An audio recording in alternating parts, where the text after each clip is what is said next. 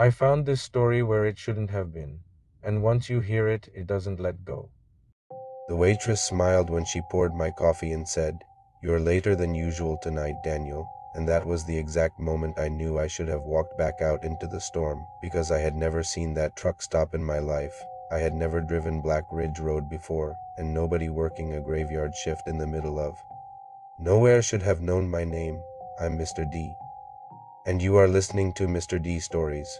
Most of you listening to my stories are not subscribed yet, so please like and subscribe to hear more from Bloody Chapter. My name is Daniel Voss, and at the time this happened I had been driving long haul for just under 3 years, long enough to know lonely highways mess with your head. But not long enough to stop believing every strange thing had a sensible explanation if you kept your nerve and thought it through. That night I was hauling auto parts through the mountains after missing a way station window and losing nearly 2 hours on my route, and dispatch had sent me through a stretch of road called Black Ridge to make up time before dawn. My first mistake was trusting the GPS more than my own instincts, because the screen started acting wrong the second I turned onto that road. It flickered once, recalculated twice, then stopped showing road names entirely. The blue line stayed there, but the map beneath it turned a flat gray, like I had driven off the edge of the known world. Rain came down harder the higher I climbed, and fog rolled low over the asphalt in long strips that looked almost alive in the headlights. The radio gave me nothing but static. My phone had no bars. The only sound inside the cab was the wipers, the engine, and my own breathing getting tighter every time I rounded a blind curve and saw nothing ahead but more mountain and dark. Then the fuel light came on, not empty, but low enough to start turning every mile into an argument in my head. I muttered that there had to be a station soon, because no road this long stayed this empty without one, and about 5 minutes later I saw it through the rain. A warm yellow glow on the right side of the road, a faded neon sign buzzing last stop diner, too old. Pumps under a metal canopy, and half a dozen parked semis standing in the lot like cattle sheltering from weather. Relief hit me so hard it almost made me laugh. I pulled in, killed the engine, and sat there for a second listening to the rain drum on the roof, letting my shoulders unlock. The place looked old but alive, light in the windows, steam on the glass, a red open sign flickering in one corner. Inside, I could see movement, truckers hunched over plates, someone behind the counter filling a mug. It felt wrong in the way roadside places sometimes do, too bright against too much dark, but it also looked like exactly what I needed. Fuel, coffee, a bathroom, 10 quiet minutes before finishing the run. I pulled my jacket up, jogged through the rain, and stepped inside to the smell of bacon grease, old coffee, wet coats, and something underneath it that I couldn't place at first. Something stale and sweet, like flowers left too long in standing water. The conversation stopped the second I entered, not gradually, not naturally, just stopped. 6 men in booths and counter stools turned to look at me all at once. And for a moment the only sound in the diner was rain tapping the windows. Then the waitress behind the counter smiled like we'd known each other for years, reached for a mug, and said, "You're later than usual tonight, Daniel." I actually laughed because fear sometimes hides inside politeness. I told her she must have me confused with somebody else. She shook her head slowly, set the mug down in front of an empty stool, and said, "No, honey, we've been waiting on you." It should have been enough then, but tired people do stupid things if comfort is close enough to smell. I sat down anyway. The coffee was already poured before I asked for it. The cup was warm in my hands, too warm, like it had just been. Waiting for my fingers, I looked around and tried to act normal. But the whole place had a strange stillness to it, like a photograph pretending to be a room. The truckers at the counter barely moved.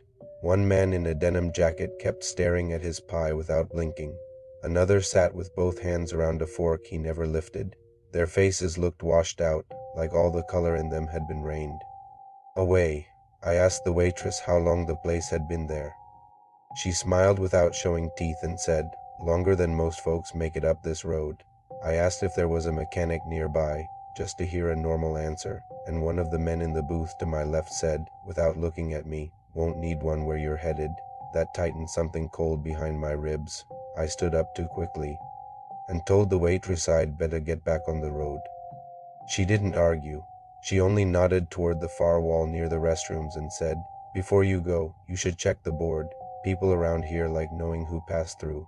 I followed her gesture without thinking, and there on the wall beside a dusty rack of tourist brochures was a big corkboard covered in missing person flyers. Dozens layered over each other, old paper curling at the edges. Faded photos, names and dates from different years. Truckers, backpackers, couples, a state trooper, a teenage girl, faces frozen in cheap printouts, missing, never returned, last seen on Black Ridge Road. Then my stomach dropped so suddenly I had to catch the edge of the counter, in the center of the board, pinned crooked and still. Fresh enough that the paper hadn't yellowed yet, was a new flyer with my driver's license photo on it. Underneath was my name, and under that, in thick black letters, "Last seen tonight."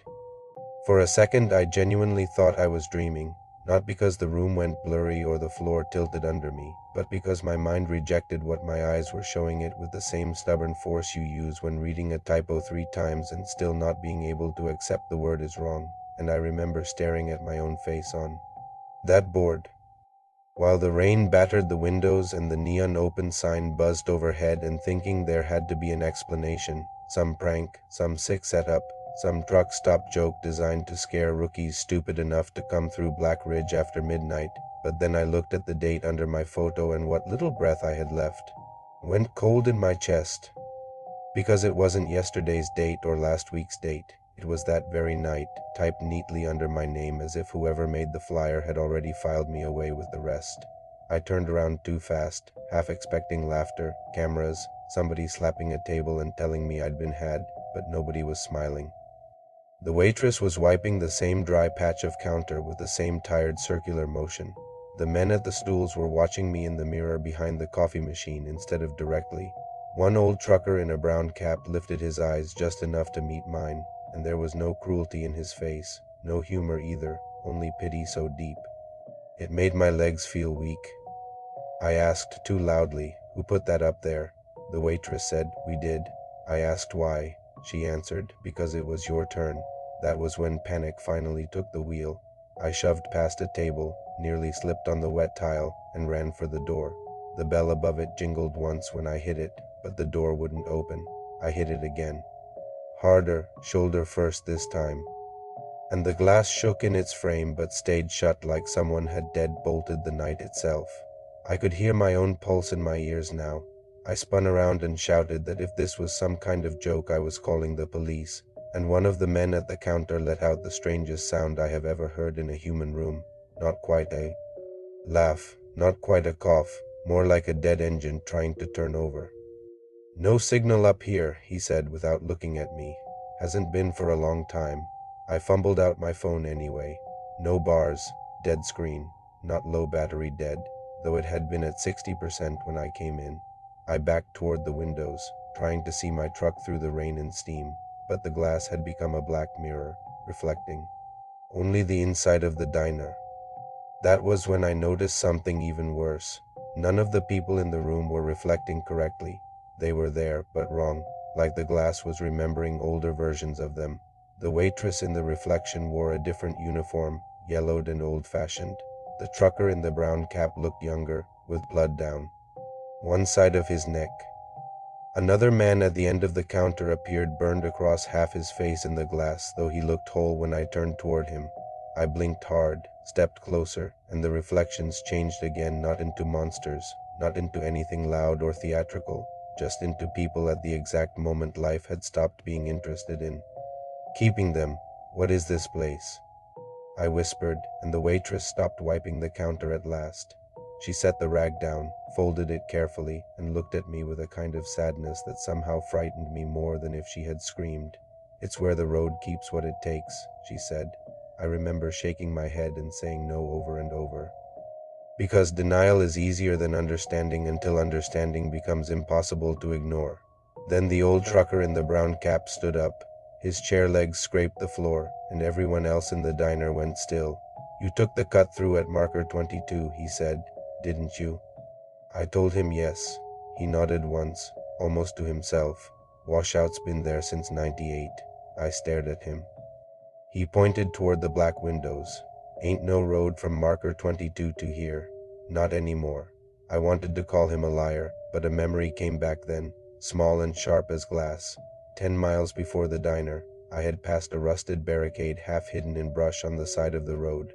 I had barely noticed it through the rain. My GPS had rerouted me around it without comment.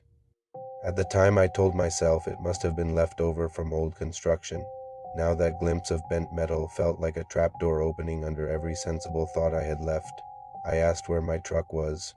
Nobody answered. I ran to the side window and wiped away the condensation with my sleeve. The pumps were there. The rain was there.